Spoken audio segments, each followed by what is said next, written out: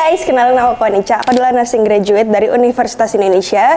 Dan hari ini aku akan nge-share ke kalian tentang kutil kelamin.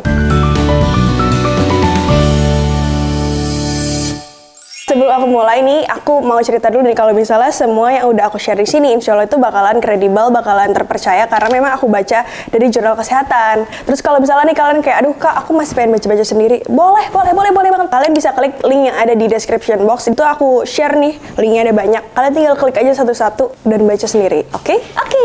Terus juga kenapa sih aku kayak bikin video ini? Karena memang banyak banget yang mintain aku, berasa selebriti. Karena banyak banget yang minta di komen-komen video sebelumnya kalau kayak, kak, mana nih kutil kelamin, mana nih aku pengen tahu bla bla bla gitu. Oke, tenang. Akan aku bikin di sini. Sebelum aku mulai, jangan lupa untuk subscribe ke Anica Official Edukasi Kesehatan. Terus juga kalau misal kalian lihat aku di TikTok atau di Instagram, boleh banget follow aku @konecha. Jangan lupa komen dan juga jangan lupa share ke teman-teman kalian. Oh iya, kalau kalian punya pertanyaan boleh banget di komen. Kalau pertanyaannya bagus, aku bakalan bikinin video selanjutnya. Tapi kalau misalnya jelek, kayak contohnya gimana caranya monyet itu bertahan hidup di lingkungannya, di alam liar? Nah itu jujur aku nggak tahu. Kalian bisa nanya ke National Geographic atau Discovery Channel karena ini bukan tempatnya. Ini adalah tempat di mana kalian akan bertanya tentang kesehatan kalian, oke? Jadi, enjoy! Nah, kita mulai dari kutil kelamin itu sebenarnya apa sih? Tunggu, kutil kelamin itu punya nama medis guys. Namanya Condyloma acuminatum. Nah, ini tuh disebabkan sama PMS. Tapi PMS itu bukan premenstrual syndrome yang bikin cewek ngambek mulu dan sakit perutnya, itu bukan. Tapi PMS-nya ini aku maksud adalah penyakit menular seksual.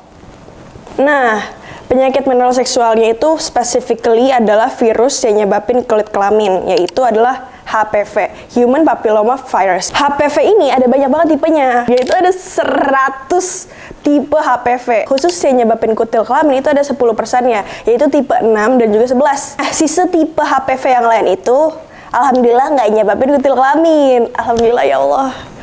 Tapi, dia nyebabin cancer. Waduh, malah makin parah. Nah, itu nggak bakalan kita bahas di sini. Kita bakalan bahas di video lainnya. Kalau kalian mau, jadi ketik 1 untuk mau di komen. Nah, lanjut kita bakalan ngomongin bentuknya nih. Mumpung ada di YouTube, jadi aku bakalan share foto-foto realnya. Dan kalian itu harus being prepared karena ini beneran kayak gitu. Bikin muntah, bikin pusing, bikin linglung, enggak. Dan kalau misalnya kalian masih kecil, harus ada didampingi sama orang tua ya, untuk ngelihat foto-foto tersebut, karena itu emang bener-bener agak disturbing banget. Nah, yang pertama bentuknya itu nyebar kayak gini. Bisa juga dia itu bentuknya ngumpulnya tuh kayak kembang kol. Kalian tahu kembang kol kan? Nah, bentuknya kalau fotonya tuh kayak gini guys. Mirip gak sih kayak kembang kol? Dia kayak 1, 2, 3, begitu. Tadi kan aku udah tunjukin bentuk-bentuknya. Ada yang sendiri sama yang ngumpul-ngumpul kayak kembang kol atau cauliflower. Tapi kalau misalnya lokasinya itu beda-beda nih setiap cewek sama cowok. Kalau di cewek itu ada di vulva, cervix, di dalam vagina atau anus, dan di luarnya. Sementara kalau di cowok itu bisa di penis, skrotum itu bijinya, terus di groin, pangkal paha, dan di anus. Oh iya, kutil kelamin itu juga bisa muncul di bibir, mulut, tenggorokan, terus juga sama lidah. Bentar. Ini kan namanya kutil kelamin ya, tapi kenapa dia bisa muncul di bibir, lidah, tenggorokan? Kan kelamin di bawah, bukan di atas. Nah, kenapa bisa muncul di bibir, lidah, pokoknya semua yang ada di sini nih? Karena itu terinfeksi pas lagi oral seks. Ups. Kenapa bisa muncul di bagian sini? Karena dia tuh terinfeksi pas lagi oral dengan orang yang terinfeksi, yang punya kutil kelamin. Bahkan orang yang nggak punya kutil kelamin pun juga masih bisa. Nah, itu nanti kita bahas nanti ya. Buat sebagian orang, it's kinda disgusting karena oral sex itu adalah ya begitu gitu melalui bagian sini nih. Jadi kayak aku nggak tahu gimana, cuman you know what I mean, right? Agak jujur saya agak gimana gitu. Maaf ya guys. Tapi kayak itu memang nyata adanya. Kenapa kok bisa kayak dari orang yang punya kutil kelamin bisa nginfeksi gitu? Emang cara nularnya gimana sih? Nah, cara nularnya itu adalah dari kulit ke kulit atau skin to skin. Jadi kayak dari kulit yang sakit ke kulit yang sehat. Bahkan orang yang terinfeksi HPV tapi nggak ada kutil sama sekali itu masih bisa menginfeksi orang yang sehat. Jujur takut.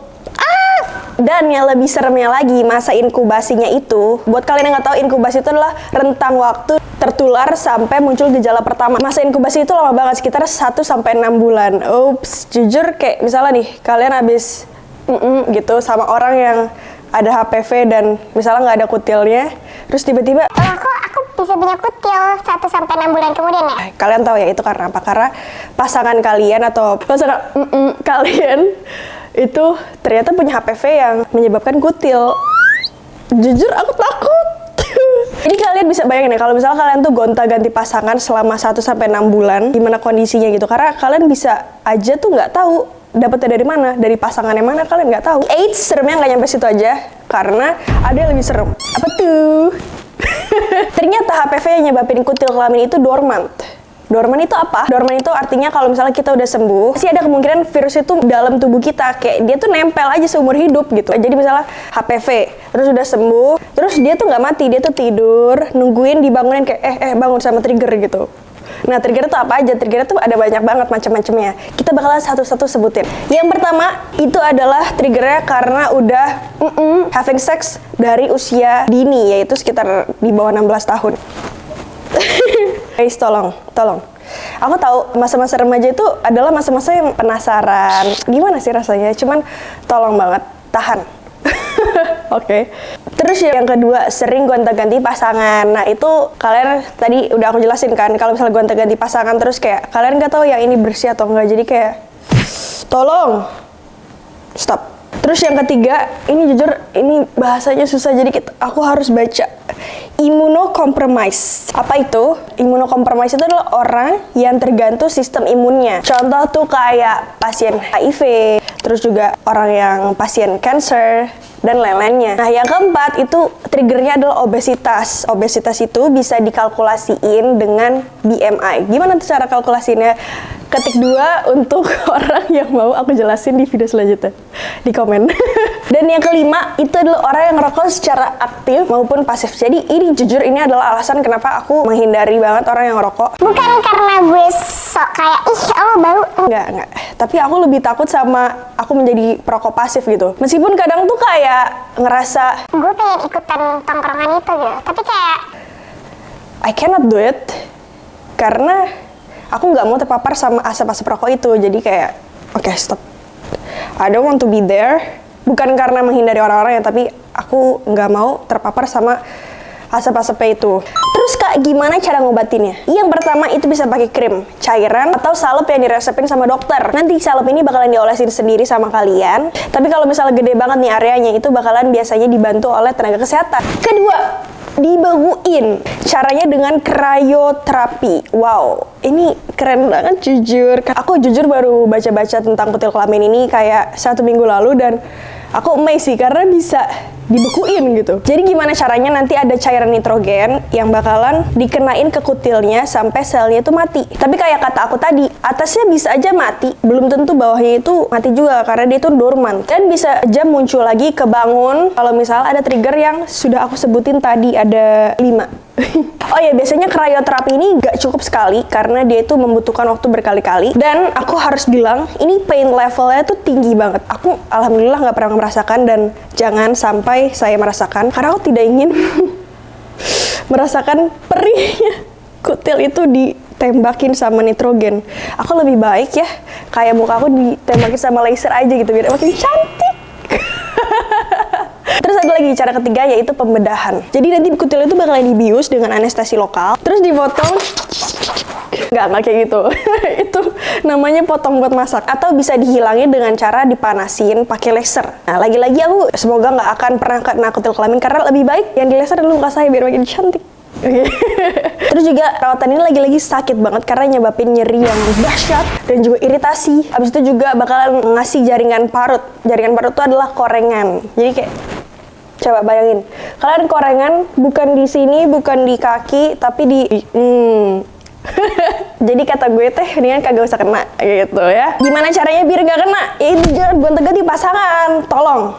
Setia satu orang itu udah cukup guys. Bucin sama satu orang, terus mencurahkan segala, aduh, muka aku merah nggak? Semoga muka aku nggak merah ya. Lebih baik tuh setia daripada kayak harus selingkuh sana sini. Nggak guna. Oke. Jadi thank you for watching guys. Semoga penjelasan aku tadi itu membuat kalian senang. Karena jujur, ini adalah video aku yang keempat dan aku merasa happy. Aku merasa kayak senang gitu ngobrol sama kalian. Ngobrolin tentang hal-hal kayak gini gitu. Jadi kalau misalnya kalian punya pertanyaan, tolong banget komen di bawah situ, karena aku tuh happy sebenarnya baca-baca komen kalian. Aku selalu bacain komen kalian meskipun aku nggak jawab gitu ya. Bukan karena sombong, karena saya nggak punya tenaga untuk menjawab semua itu. Mungkin ada balas 1, 2, 3, cuman nggak semua, maaf ya guys. Gitu. Tapi aku sangat menunggu komen dari kalian gitu, kayak happy aja. Jadi jangan lupa untuk komen pertanyaan-pertanyaan kalian tadi. Terus juga jangan lupa subscribe Konica Official Edukasi Kesehatan. Terus kalau misalnya kalian lihat aku di TikTok atau di Instagram, sumpah follow aja. Terus say hi. Meskipun aku nggak bales sih, tapi aku jujur aku baca. Jangan lupa share ke teman-teman kalian yang mungkin punya kutil kali ya. Atau misalnya ke teman-teman kalian yang tukang selingkuh, share ke dia tuh. Tonjok. Dan thank you guys. See you on the next video. Bye bye.